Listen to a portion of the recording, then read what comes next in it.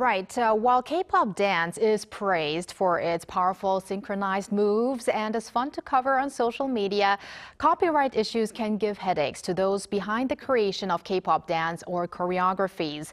We now want to delve deeper into this matter with an expert. We are connected to Dr. Oh Joo-yeon, professor of dance theory at the School of Music and Dance at San Diego State University.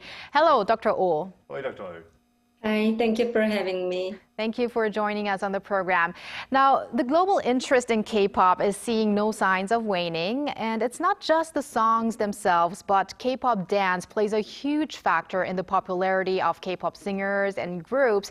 How much does dance contribute to the popularity of K-pop in your view? So I think K-pop may not be K-pop without dance. It is highly visualized music. And as you know, K-pop idols have been trained in multiple dance styles from street, ballet, and even modern dance. K-pop also has an unprecedented scale of dance fandom globally. And they not just listening to music, but they are actively producing performance like a cover dance. And I think K-pop is now as big as hip-hop and jazz, even in education, as exemplified by the first K-pop courses I teach here at San Diego State University. Now, Dr. O, I'm a 90s kid, 80s kid, 90s kid, and I loved my boy bands back in the day.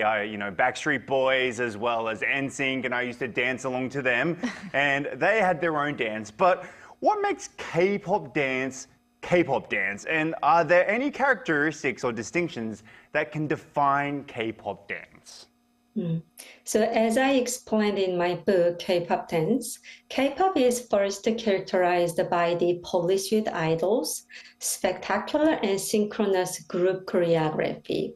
But first of all, K-pop is largely choreographed to be circulated on social media. So unlike traditional theater, K-pop lasts a couple minutes, or the iconic scene would last a couple seconds, and it is intentionally designed to look best for the two-dimensional camera screen. And as follows, the second characteristic is what I call gestural point choreography. It highlights the various facial expression and also delicate gesture of the upper body, from the use of hair to fingers. And it makes K-pop dance really easy to recognize and remember on the smallest stage, which is the smartphone screen. So the audience can memorize, copy, and even perform the choreography easily, which again eventually contribute to the popularity again. But I think above all, the true beauty of K-pop dance is that it changes all the time, and I have tremendous respect to the choreographers and their hard work. And it continuously evolve and also expand its boundary. So I think no characteristic could be the characteristic of K-pop dance, because it changes all the time. Very interesting. And I especially like the part about the gestural point choreography, because that reminded me of our thing, the culture wave. Yes. That could also be seen as a gestural point choreography, We need right? to copyright that quickly. Oh, we should, Walter. Good point there. Now, Dr. Oh, despite the immense popularity and impact of K-pop, there is little awareness about copyright issues regarding choreographies. And also the recent choreography dispute between New Jeans and Jay-Z and Islet is a good example. And as we saw in our earlier report, only around 2% of choreographers have registered their choreographic work with the country's Copyright Commission. So why are we seeing such a low level of awareness, Dr. Oh? Yep. So awareness on choreography copyright has been low because, first of all, choreography is not a single movement, but a combination of multiple, such as music, lighting, prop, costume, movement, and even the dancer's unique style. So it is unclear to what extent a choreography holds a copyright if one of these elements changes. But what's even more complicated is that a single movement can actually hold a copyright if it is iconic. Let's say Michael Jackson's moonwalk or the crying hand gesture in Twice's TT, those movements stand out visually in a perfect harmony with the music and themes, and also symbolize the entire song or even the group's identity. And in that case, the movement should be protected, no matter how short they are. And there's also a general barrier in registering copyright, because dancing is really hard to fix because it's done by living human body. So if it's hard to fix, it's hard to register.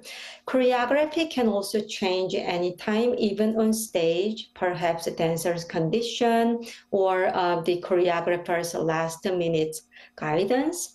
And plus, the choreography process is actually quite collaborative.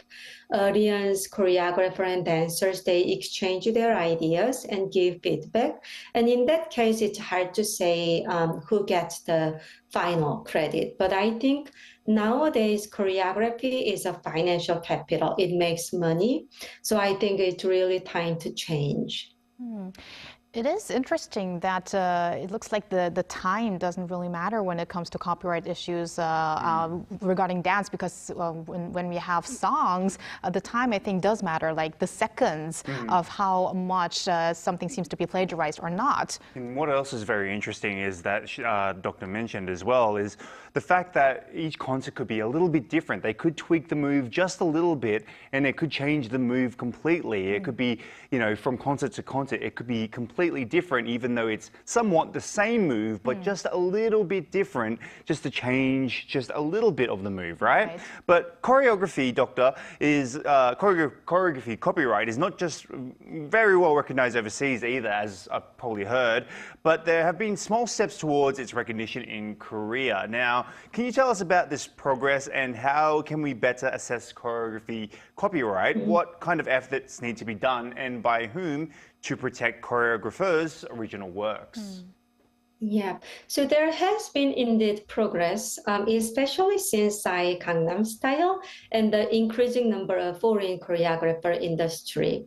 But I think in general, the social media and the internet play a role, because on social media, we can actually fix choreography as a moving image, and it is really easy to archive, access, and even compare whether it's the same or not, and even trace the origin, because we can find the date and time when the video is uploaded.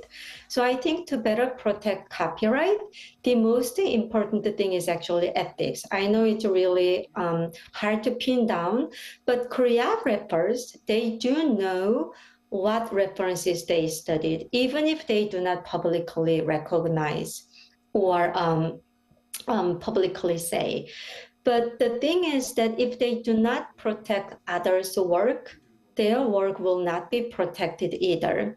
And I think the K-pop agencies also need to think about a long-term plan, because copying a successful model, because it's been proven, it could look like a shortcut, but eventually it can harm the industry, because no one wants to see the same style performance over and over again.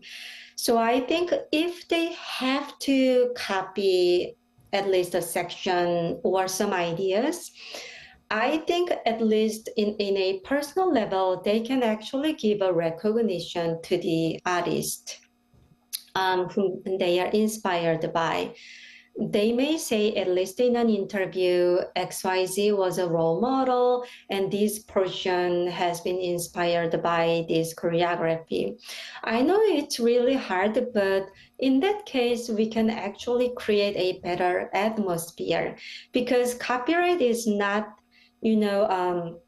of course, maybe AI can detect copyright like music or writing in the future, but choreography is made by human. So we need to respect those artists, and giving a recognition, I think, is the first step to solve those issues legally.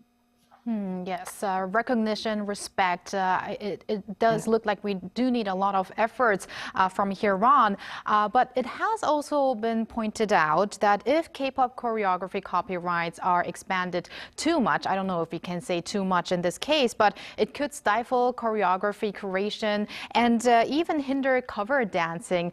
What do you think about this concern? Is it a reasonable concern?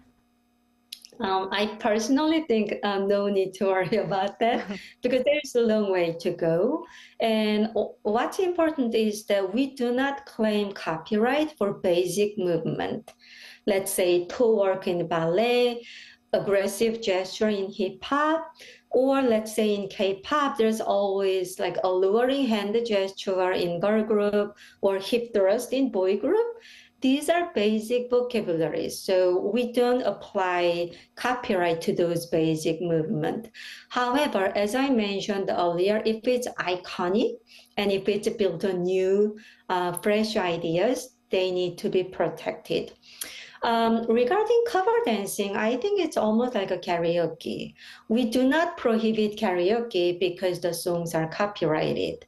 And K-pop cover dancing and dance challenge is also a leisure and social activity that makes the goal very clear. They make the origin very clear, and there's no intention to infringe copyright. So I think copyright only help the artist to have a fair competition. So I think there's no need to worry about that issue. It looks like I can continue with my cover dances on my social media, Dr. Oh. And any final thoughts to share with the audience and the K-pop fans as well as the artists? Yes, as a person teaching and researching K-pop in the United States, it's really clear that no matter what, no matter how big or small issues there in the industry, K-pop does represent the South Korean culture. Let's say, it is arguably the most successful music and dance of the nation. So I do hope that K-pop artists and agency work together like an Olympic team instead of fighting against each other, because what they do or what they present will be remembered and even witnessed by the global audience. So it looks like for K-pop to grow even further around the world, it needs a lot of cooperation among the K-pop artists here in Korea. So thank you very much, Professor Oh or Dr. Oh, for sharing your insights with us today. Thank you, Doctor. Thank you. And thank you, Walter, as always. And we'll see you back here tomorrow on Wednesday. See you tomorrow, and I'll try not to dance too much tomorrow. Oh, please do so. We'd love to see more of your dance moves.